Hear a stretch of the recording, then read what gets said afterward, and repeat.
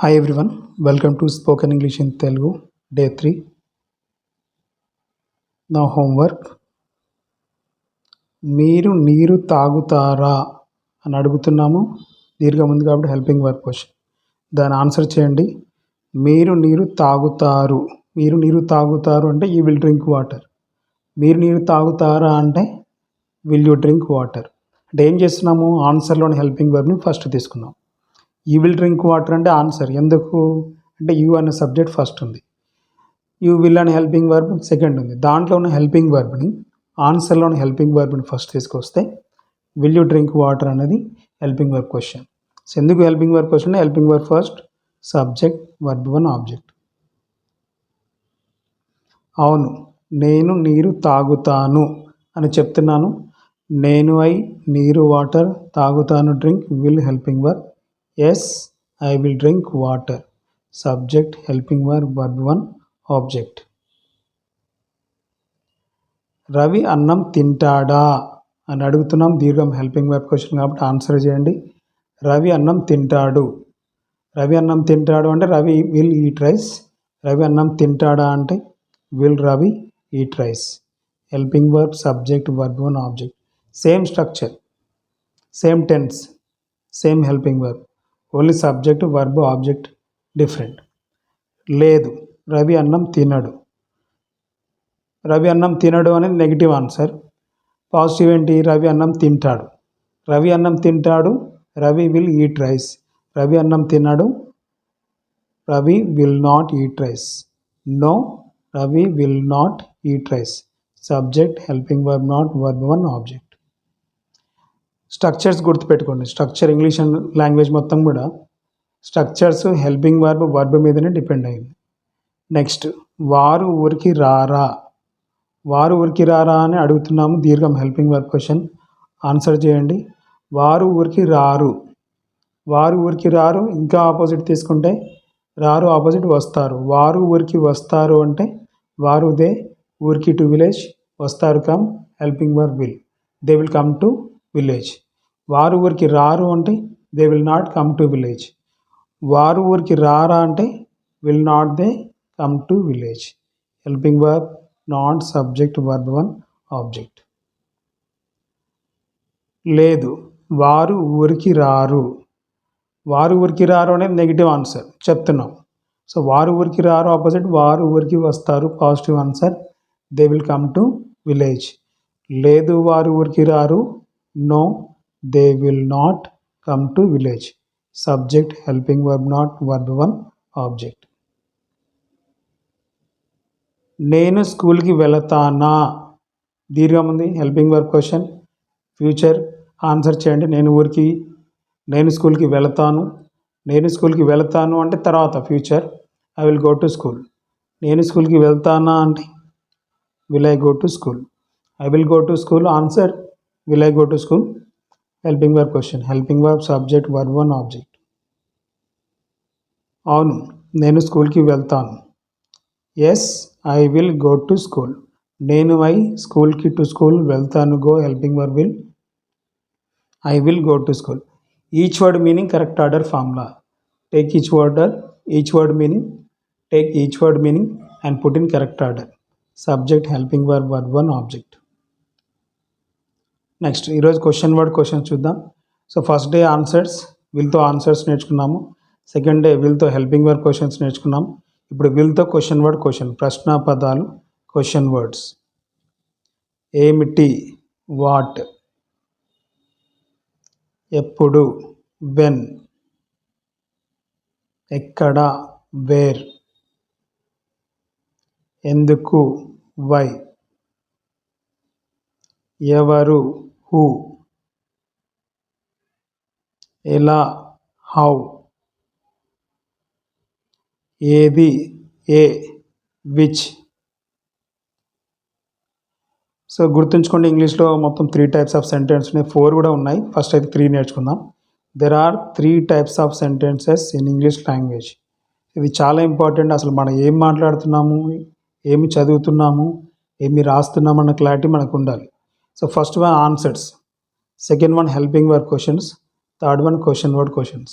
So general answers అంటే assertive sentences, declarative sentence అంటారు. ఈ క్వశ్చన్స్ని ఇంట్రాగేటివ్ క్వశ్చన్స్ అంటారు. సో ఇంట్రాగేటివ్ క్వశ్చన్స్లో 2 రకాలు గుర్తుపెట్టుకోండి. సో హెల్పింగ్ వర్క్ క్వశ్చన్స్ అని దాన్ని వాళ్ళు ఎస్ఆర్ నో క్వశ్చన్స్ అంటున్నారు. క్వశ్చన్ వర్డ్ క్వశ్చన్స్ని WH క్వశ్చన్స్ అంటున్నారు. సో ఇక మీకు ఈజీగా అర్థం అవడానికి నేనేం చేశాను, helping work questions, question word questions తీసుకున్నాను. నెక్స్ట్ ఆన్సర్స్ గుర్తుపెట్టుకోండి. ఇంగ్లీష్లో ఆన్సర్ స్ట్రక్చర్ అనేది మారవు, స్ట్రక్చర్స్ అనేవి మారవు, టెన్సెస్ అనేవి మారవు, హెల్పింగ్ వర్బ్స్ అనేవి మారవు. మనం చేయాల్సింది ఏంటిది, each word meaning correct order ఫామ్లో సబ్జెక్ట్ ఆబ్జెక్ట్ అక్కడే ఉంటుంది. మనం టెన్స్ని ఫైండ్ అవుట్ చేసుకొని అందులో హెల్పింగ్ వర్బ్ ఏంటి, ఆ వర్బ్ ఏంటి తీసుకొని ఆ స్ట్రక్చర్ ఫామ్ చేయాలి. సో ఆన్సర్ స్ట్రక్చర్ గుర్తుపెట్టుకోండి, subject, helping verb, verb, object, ఇది మారదు. నెక్స్ట్ హెల్పింగ్ వర్బ్ క్వశ్చన్ కూడా మారదు, structure, helping verb question structure, helping verb subject, verb, object. ఏం చేస్తున్నాము, ఆన్సర్లో ఉన్న హెల్పింగ్ వర్బ్ని ఫస్ట్ తీసుకొచ్చాం అంతే. గుర్తుపెట్టుకోండి, ఇక్కడ మనకి తెలియాలి ఫస్ట్ మనం ఆన్సర్ మాట్లాడుతున్నాం, క్వశ్చన్ మాట్లాడుతున్నాం. మనం ఆన్సర్ రాస్తున్నాం, క్వశ్చన్ రాస్తున్నాం. మనం ఆన్సర్ని అర్థం చేసుకుంటున్నాము, క్వశ్చన్ అర్థం చేసుకుంటున్నాము. ఓకే, సో ఆన్సర్లో subject first, helping verb second వస్తుంది. ఆన్సర్లో ఉన్న హెల్పింగ్ వర్బ్ని ఫస్ట్ తీసుకొస్తే helping verb question. Next question word question. Question word question ఏం లేదండి, హెల్పింగ్ వర్బ్ క్వశ్చన్కి ముందు, ఈ హెల్పింగ్ వర్బ్ క్వశ్చన్కి ముందు ఒక క్వశ్చన్ వర్డ్ యాడ్ చేయండి అంతే, క్వశ్చన్ వర్డ్ క్వశ్చన్. సో గుర్తుంచుకోండి, subject, helping verb, verb, object ఏమో ఆన్సర్. సో ఆన్సర్ని హెల్పింగ్ వర్బ్ ఫస్ట్ తీసుకొస్తే helping verb, subject, verb, object ఏమో హెల్పింగ్ వర్బ్ క్వశ్చన్. ఈ హెల్పింగ్ వర్బ్ క్వశ్చన్కి ముందు ఒక క్వశ్చన్ వర్డ్ యాడ్ చేయండి, క్వశ్చన్ వర్డ్ క్వశ్చన్. 3 ఉంటాయి ఇంగ్లీష్లో, answers, helping verb questions, question word question. So ఒకసారి మళ్ళీ ఆన్సర్ చూడండి, ఎందుకంటే ఆన్సర్ నుంచి ఎప్పుడైనా ఫస్ట్ మనం ఆన్సర్స్ నేర్చుకోవాలి. ఎందుకంటే జనరల్గా మనము స్కూల్లో అయినా సరే క్వశ్చన్స్ అడిగితే ఆన్సర్ చెప్తాం, ఎగ్జామ్లో క్వశ్చన్స్ వస్తే ఆన్సర్స్ రాస్తాం. అంటే మనకు తెలిసింది ఏంటి బేసిక్గా అంటే ఆన్సర్స్ తెలుసు, క్వశ్చన్స్ అనేది తెలియదు. కాబట్టి మనకు క్వశ్చన్స్ అడగడం తెలియదు మనకి. ఫస్ట్ ఆన్సర్స్ నేర్చుకుంటే క్వశ్చన్స్ ఈజీ. నువ్వు ఆఫీస్కి వెళతావు, నువ్వు యూ, ఆఫీస్కి టు ఆఫీస్, వెళతావు go, helping verb will, you will go to office, subject, helping verb, verb one, object. So ఇది answer. Next helping verb question చేయండి, నువ్వు ఆఫీస్కి వెళతావా, దీర్ఘం హెల్పింగ్ వర్బ్ క్వశ్చన్. ఆ వా తీసి ఊ పెట్టండి, నువ్వు ఆఫీస్కి వెళ్తావు, you will go to office. నువ్వు ఆఫీస్కి వెళ్తావా, హెల్పింగ్ వర్బ్ ఫస్ట్ తీసుకోండి, will you go to office, helping verb, subject, verb one, object. ఇప్పుడు ఏం చేస్తున్నాం మనము, క్వశ్చన్ వర్డ్లోకి వెళ్దాం. నువ్వు ఎప్పుడు ఆఫీస్కి వెళతావు, ఒక చిన్న టెక్నిక్ చెప్తాను ఇక్కడ గుర్తుపెట్టుకోండి. నువ్వు ఎప్పుడు ఆఫీస్కి వెళతావు అని అడుగుతున్నాం, అడిగితే క్వశ్చన్, మరి ఏ క్వశ్చన్, దీర్ఘం ఉంటే హెల్పింగ్ వర్బ్ క్వశ్చన్. ఇక్కడ ఎప్పుడు అనే వర్డ్ ఉంది కాబట్టి క్వశ్చన్ వర్డ్ క్వశ్చన్. ఓకే, ఇప్పుడు ఏం చేయాలి, ఆ ఎప్పుడు అనేది కొద్దిసేపు పక్కన పెట్టండి. ఎప్పుడు కొద్దిసేపు పక్కన పెడితే ఏమొస్తుంది, నువ్వు ఆఫీస్కి వెళ్తావు, నువ్వు ఆఫీస్కి వెళ్తావు అంటే you will go to office. You will go to office అనేది ఆన్సర్, ఎందుకంటే యూ అనే సబ్జెక్ట్ ఫస్ట్ ఉంది. దాన్ని హెల్పింగ్ వర్బ్ క్వశ్చన్ చేయండి, యూ విల్ కాస్త ఏం చేస్తారు, విల్ ఫస్ట్ తీసుకుంటే will you go to office వస్తుంది. ఆ విల్ యూ గో టు ఆఫీస్కి ముందు ఎప్పుడు అంటే వెన్ యాడ్ చేయండి అంతే.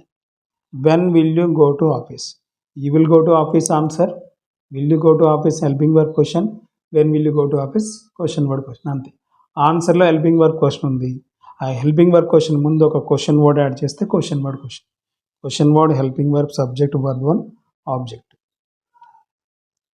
నువ్వు ఎందుకు ఆఫీస్కి వెళ్ళవు అని అడుగుతున్నాము, క్వశ్చన్. ఎందుకు ఉంది కాబట్టి క్వశ్చన్ వర్డ్ క్వశ్చన్.